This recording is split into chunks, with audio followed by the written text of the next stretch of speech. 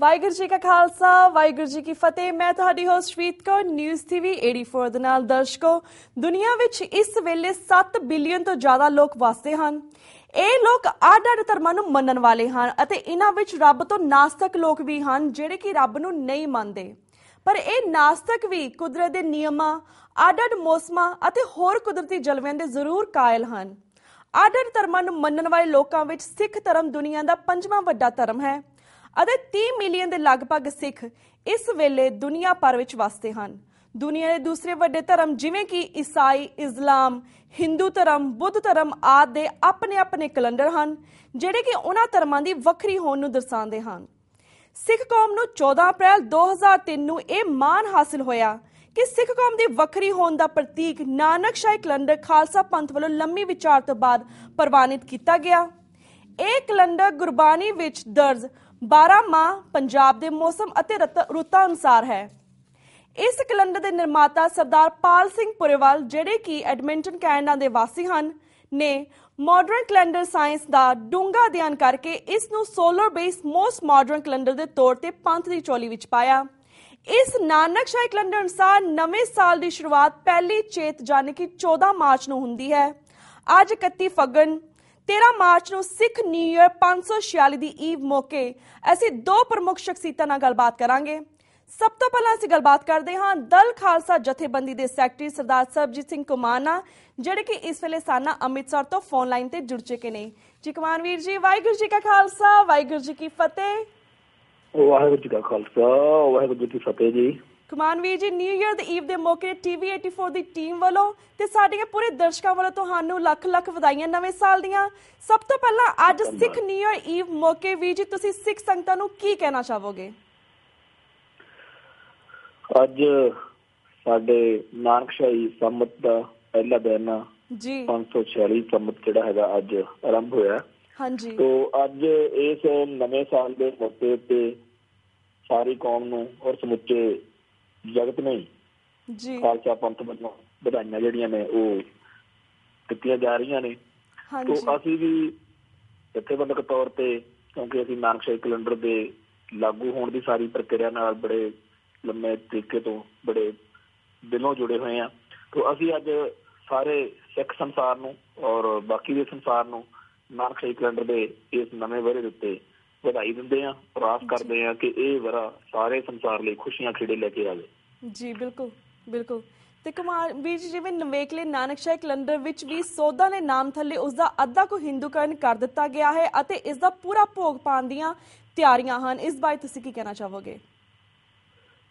ਦੇਖੋ, ਜਦੋਂ ਕੌਮਾਂ ਗੁਲਾਮ ਹੁੰਦੀਆਂ ਨੇ, ਉਹਨਾਂ ਗੁਲਾਮ ਕੌਮਾਂ ਦੀ ਵੱਖਰੀ ਤੇ ਜਿਹੜੀ ਵਿਲੱਖਣਤਾ ਹੁੰਦੀ ਹੈ ਉਹਨੂੰ ਖਤਮ ਕਰਨ ਦੇ ਲਈ ਜਿਹੜੇ ਹਾਕਮ ਧਿਰ ਹੁੰਦੀ ਹੈ ਉਹ ਬੜੇ ਯਤਨ ਕਰਦੀ ਹੈ।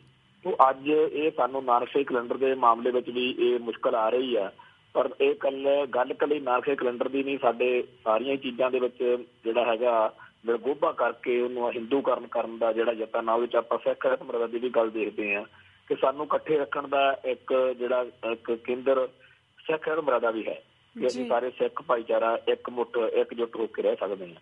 ਤਾਂ ਨਾਨਕਸ਼ਾਹੀ ਕੈਲੰਡਰ ਜਿਹੜਾ ਹੈਗਾ ਉਹਦੇ ਜਦੋਂ ਇਹ ਹੁਣ ਚੀਜ਼ ਹੋਂਦ ਵਿੱਚ ਆਈ ਆ, ਉਸੇ ਦਿਨ ਤੋਂ ਹੀ ਜਿਹੜੀਆਂ ਹਿੰਦੂ ਰਾਸ਼ਟਰ ਨਾਲ ਜੁੜੀਆਂ ਹੋਈਆਂ ਧਿਰਾਂ ਨੇਗੀਆਂ, ਉਹਨਾਂ ਨੇ ਆਪਦੇ ਜਿਹੜੇ ਏਜੰਟ ਸਿੱਖ ਕੌਮ ਦੇ ਵਿੱਚ ਉਹਨਾਂ ਨੇ ਪੈਦਾ ਕੀਤੇ ਹੋਏ ਨੇ, ਉਹਨਾਂ ਦੇ ਰਾਹੀਂ ਇਸ ਕੈਲੰਡਰ ਨੂੰ ਉਹਦਾ ਘਾਣ ਕਰਨ ਦੇ ਲਈ ਔਰ ਉਹਦਾ ਹਿੰਦੂਕਰਨ ਕਰਨ ਦੇ ਲਈ ਜਿਹੜੀ ਆ ਜੰਗ ਵਾਂਗੂ ਉਹ ਲੜ ਰਹੇ ਨੇ।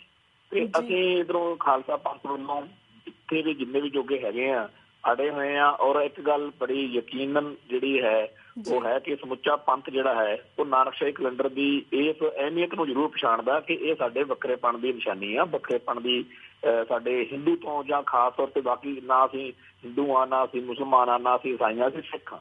ਇਹ ਕੈਲੰਡਰ ਇਸ ਗੱਲ ਦਾ ਹੋਕਾ ਦਿੰਦਾ। ਉਹ ਇਸ ਕੈਲੰਡਰ ਦੀ ਰਾਖੀ ਦੇ ਲਈ ਖਾਲਸਾ ਪੰਥ ਜਿਹੜਾ ਹੈਗਾ ਆਪਣੇ ਹਰ ਹੀਲੇ ਵਰਤ ਰਿਹਾ। ਔਰ ਜਦੋਂ ਵੀ ਕਿਤੇ ਇਹ ਗੱਲ ਜਿਹੜੀ ਹੈਗੀ ਆ ਪਤਾ ਲੱਗ ਰਹੀ ਆ ਕਿ ਆਹ ਹੋ ਰਿਹਾ, ਆਪਾਂ ਆਪਣਾ ਵਿਰੋਧ ਜਿਹੜਾ ਹੈਗਾ ਉਹ ਦਰਜ ਕਰਾ ਰਹੇ ਆ। ਇਹ ਗੱਲ ਆਪਣੀ ਥਾਂ ਤੇ ਹੈ ਕਿ ਜਦੋਂ ਕੌਮਾਂ ਗੁਲਾਮ ਹੁੰਦੀਆਂ ਨੇ, ਗੁਲਾਮ ਕੌਮਾਂ ਨੂੰ ਬੜੀ ਔਖੀ ਲੜਾਈ ਲੜਨੀ ਪੈਂਦੀ ਆ, ਕਿਉਂਕਿ ਅੱਜ ਸਾਡੇ ਇੰਸਟੀਟਿਊਸ਼ਨ ਨੂੰ ਹੀ ਸਾਡੇ ਚੀਜ਼ਾਂ ਨੂੰ ਖਰਾਬ ਕਰਨ ਲਈ ਵਰਤਿਆ ਜਾ ਰਿਹਾ। ਅਕਾਲ ਤਖ਼ਤ ਸਾਹਿਬ ਦੀ ਮੋਹਰ ਨਾਨਕਸ਼ਾਹੀ ਕੈਲੰਡਰ ਦਾ ਘਾਣ ਕਰਨ ਦੇ ਲਈ ਵਰਤੀ ਜਾਣ ਦੀਆਂ ਜਿਹੜੀਆਂ ਸਾਜ਼ਿਸ਼ਾਂ ਨੇ ਉਹਨੂੰ ਪੰਥ ਦੇ ਸਾਹਮਣੇ ਨਸ਼ਰ ਕਰਨਾ, ਦੁਨੀਆ ਸਾਹਮਣੇ ਨਸ਼ਰ ਕਰਨਾ ਸਾਰਾ ਫਰਜ਼ ਜਿਹੜਾ ਹੈਗਾ ਸਾਰੀਆਂ ਜਥੇਬੰਦੀਆਂ ਸਾਰੇ ਸਿੱਖ ਭਾਈਚਾਰਾ ਨਿਭਾ ਰਿਹਾ। ਔਰ ਆਪਾਂ ਆਖਰੀ ਦਮ ਤੱਕ ਇਸ ਕੈਲੰਡਰ ਦੇ ਲਈ ਵੀ ਉਵੇਂ ਹੀ ਲੜਾਂਗੇ ਜਿਵੇਂ ਅਸੀਂ ਆਪਣੇ ਵੱਖਰੇ ਰਾਗ ਲਈ ਲੜ ਰਹੇ ਹਾਂ।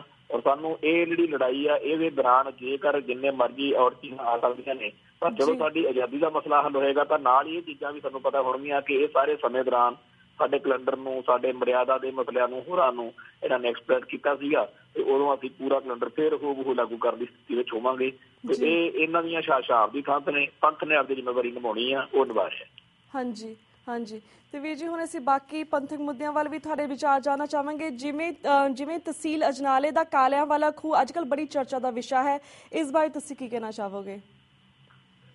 ਕਾਲਿਆਂ ਵਾਲੇ ਖੂਹ ਨੂੰ ਜਦੋਂ ਅਸੀਂ ਅੱਖਰ ਹੀ ਕਾਲਿਆਂ ਵਾਲਾ ਵਰਤਦੇ ਹਾਂ ਤਾਂ ਉਹ ਸਪਸ਼ਟ ਆ। ਔਰ ਉੱਥੇ ਬਹੁਤ ਚਿਰ ਤੋਂ ਅੰਗਰੇਜ਼ੀ, ਪੰਜਾਬੀ ਤੇ ਫਾਰਸੀ ਵਿੱਚ ਲਿਖ ਕੇ ਲਾਇਆ ਗਿਆ ਸੀਗਾ ਕਿ ਇੱਥੇ ਜਿਹੜੇ ਆ ਭਾਰਤ ਦੇ ਮਤਲਬ ਕਿ ਜਿਹੜੇ ਪੂਰਬੀ ਜਾਂ ਬੰਗਾਲ ਵਾਲੀ ਸਾਈਡ ਦੇ ਜਿਹੜੇ ਫੌਜੀ ਆ ਉਹ 1857 ਮੌਕੇ ਜਿਹੜੇ ਆ ਉਹ ਇੱਥੇ ਜਦੋਂ ਰਾਮ ਰੌਲਾ ਜਿਹਾ ਹੋਇਆ ਅੰਗਰੇਜ਼ਾਂ ਦੇ ਖਿਲਾਫ, ਕੁਛ ਰਾਜਿਆਂ ਨੇ ਬਗਾਵਤ ਕੀਤੀ ਸੀ ਆਪਦੇ ਹੱਕਾਂ ਲਈ ਤੇ ਉਹ ਉਦੋਂ ਇੱਥੇ ਮਾਰੇ ਗਏ ਸੀ। ਚਲੋ ਇਹਨਾਂ ਜਿਹੜੇ ਭਾਰਤ ਦੇ ਉਸ ਖਿੱਤੇ ਦੇ ਲੋਕ ਨੇ, ਉਹਨਾਂ ਦੇ ਉਹ ਪਰਿਵਾਰਕ ਮੈਂਬਰ ਨੇ ਬੰਗਾਲ ਬਿਹਾਰ ਵਾਲੇ ਸਾਈਡਾਂ, ਉਹਨਾਂ ਨੂੰ ਉਹਨਾਂ ਨਾਲ ਪਿਆਰ ਸਤਿਕਾਰ ਹੋਣਾ, ਉਹਨਾਂ ਪ੍ਰਤੀ ਸ਼ਰਧਾ ਹੋਣੀ ਇੱਕ ਸੁਭਾਵਿਕ ਗੱਲ ਆ। ਪਰ ਉਹਨਾਂ ਨੂੰ ਤਾਂ ਕਿਸੇ ਨੂੰ ਪਤਾ ਹੀ ਨਹੀਂ, ਚੇਤਾ ਹੀ ਨਹੀਂ ਹੈਗਾ ਉਹਨਾਂ ਦੇ ਇਲਾਕਿਆਂ ਦੇ ਵਿੱਚ ਤਾਂ ਵੀ ਸਾਡੇ ਬੰਦੇ ਉੱਥੇ ਸੀਗੇ, ਇਸ ਤਰ੍ਹਾਂ ਸੀਗੇ। ਤੇ ਇੱਧਰ ਸਾਡੇ ਭਾਈਚਾਰੇ ਨੂੰ, ਸਿੱਖ ਕੌਮ ਨੂੰ ਗੁੰਮਰਾਹ ਕਰਨ ਦੇ ਲਈ ਪਿਛਲੇ 2 ਸਾਲ ਪਹਿਲਾਂ ਮਾਹੌਲ ਬਣਾਇਆ ਗਿਆ ਤੇ ਉਹ ਜਦੋਂ ਪੂਰਾ ਮਾਹੌਲ ਬਣ ਗਿਆ ਫਿਰ ਉੱਥੇ ਲੱਭੀਆਂ ਗਈਆਂ ਹੱਡੀਆਂ ਆ ਗਈਆਂ। ਉਹ ਕੋਈ ਨਵੀਂ ਚੀਜ਼ ਨਹੀਂ ਹੈਗੀ, ਇਹ ਤਾਂ ਬਹੁਤ ਚਿਰ ਦਾ ਉੱਥੇ ਬੋਰਡ ਲੱਗਿਆ ਹੋਇਆ ਤੇ ਉਹ ਸਾਰਿਆਂ ਨੂੰ ਪਤਾ ਹੀ ਹੈਗਾ ਕਿ ਇੱਥੇ ਉਹ ਹੈਗੇ। ਇਹ ਇੱਕ ਬੜੀ ਪਲੈਨਿੰਗ ਦੇ ਨਾਲ ਸਿੱਖਾਂ ਨੂੰ ਗੁੰਮਰਾਹ ਕਰਨ ਦੇ ਲਈ ਵੀ ਪਤਾ ਨਹੀਂ ਕੀ ਨਵੀਂ ਚੀਜ਼ ਲੱਭ ਗਈ ਹੈ, ਇਹ ਕੀਤਾ ਗਿਆ। ਔਰ ਇੱਥੇ ਪੰਜਾਬ ਦੇ ਵਿੱਚ ਹਰ ਇੱਕ ਜਿਹੜਾ ਹੈਗਾ ਸਿੱਖ ਪੀਰ ਉਹਨੂੰ ਇਸ ਗੱਲ ਦੀ ਸੋਝੀ ਆ ਕਿ ਇਹ ਕੋਈ ਪ੍ਰੇਰਿਤ ਏਜੰਡਾ ਹੈਗਾ ਔਰ ਸਿੱਖਾਂ ਨੂੰ ਗੁੰਮਰਾਹ ਕਰਕੇ ਉੱਥੇ ਗੁਰਦੁਆਰਾ ਬਣਾ ਕੇ ਉਹਨਾਂ ਜਿਹੜੇ ਸਾਡੀ ਕੌਮ ਦੇ ਦੁਸ਼ਮਣ ਨੇ, ਜਿਹੜੀਆਂ ਸਾਡੀਆਂ ਇਸ ਧਰਤੀ ਤੇ ਬੀਬੀਆਂ ਦੀਆਂ ਪੱਤ ਲੁੱਟਣ ਦੇ ਦੋਸ਼ੀ ਨੇ ਉਹ ਫੌਜੀ, ਉਹਨਾਂ ਨੂੰ ਹੀ ਮੱਥੇ ਟਕਵਾਉਣ ਦੀ ਜਿਹੜੀ ਹੈਗੀ ਆ ਗੱਲ ਇਹ ਚਲਾਈ ਗਈ ਸੀ।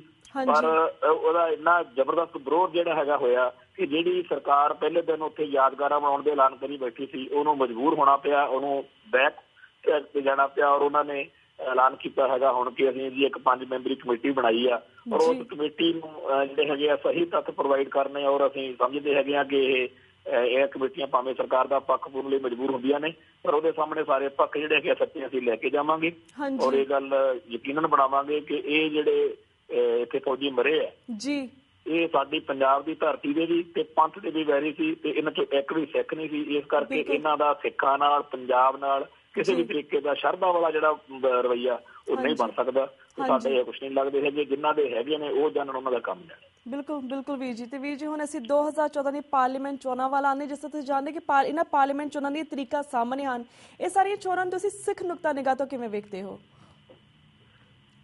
ਦੇਖੋ, ਜਿਹੜਾ ਭਾਰਤੀ ਹਕੂਮਤੀ ਸਿਸਟਮ ਆ ਇਹਨੇ ਭਾਰਤ ਦੇ ਘੱਟ ਗਿਣਤੀ ਲੋਕਾਂ ਨੂੰ ਇੰਨਾ ਕੁ ਜ਼ਿਆਦਾ ਸਤਾਇਆ ਹੋਇਆ ਵਾ ਕਿ ਅੱਜ ਜਦੋਂ ਕਾਂਗਰਸ ਤੋਂ, ਕਾਮਰੇਡਾਂ ਤੋਂ, ਭਾਜਪਾ ਤੋਂ, ਮਤਲਬ ਜਿਹੜੀਆਂ ਰਵਾਇਤੀ ਪਾਰਟੀਆਂ ਰਹੀਆਂ ਉਹਨਾਂ ਸਾਰਿਆਂ ਤੋਂ ਪੱਕੇ ਹੋਏ ਲੋਕਾਂ ਦੇ ਸਾਹਮਣੇ ਜਦੋਂ ਇੱਕ ਆਮ ਆਦਮੀ ਪਾਰਟੀ ਦੇ ਰੂਪ ਵਿੱਚ ਚੀਜ਼ ਆਈ ਆ ਤਾਂ ਲੋਕਾਂ ਨੇ ਆਪਦਾ ਗੁੱਬ ਘੁਆਟ ਕੱਢਣ ਲਈ, ਗੁੱਸਾ ਕੱਢਣ ਲਈ ਉਹਨੂੰ ਚੁਣ ਲਿਆ ਹੈਗਾ। ਤੇ ਅਸੀਂ ਸਮਝਦੇ ਹੈਗੇ ਆ ਕਿ ਇਹਨਾਂ ਚੋਣਾਂ ਦੇ ਵਿੱਚ ਗੁੱਸਾ ਜਿਹੜਾ ਹੈਗਾ ਲੋਕਾਂ ਦਾ ਨਿਕਲੇਗਾ ਜ਼ਰੂਰ, ਆਮ ਆਦਮੀ ਪਾਰਟੀ ਨੂੰ ਜਾਂ ਇਸ ਤਰ੍ਹਾਂ ਜਿਹੜੀ ਵੋਟ ਆ ਉਹ ਮਿਲ ਜਾਏਗੀ।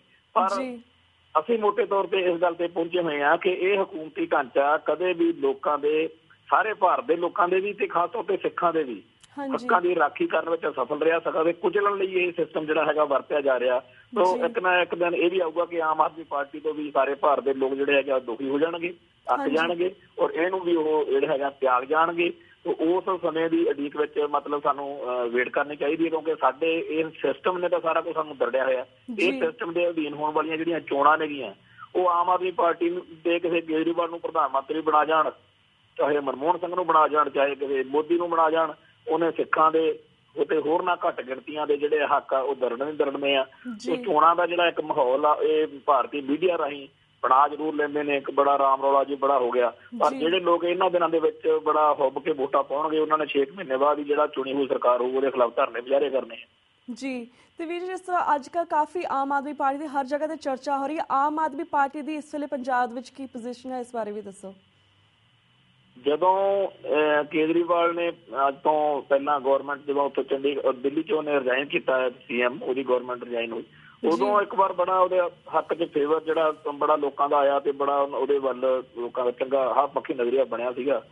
ਪਰ ਜਿਉਂ ਇੱਥੇ ਗੱਲਾਂ ਖੁੱਲੀਆਂ ਨੇ, ਹੋਰ ਚੀਜ਼ਾਂ ਸਾਹਮਣੇ ਆਈਆਂ ਨੇ, ਹੁਣ ਉਹਦਾ ਗ੍ਰਾਫ ਜਿਹੜਾ ਹੈਗਾ ਉਹ ਘੱਟ ਰਿਹਾ।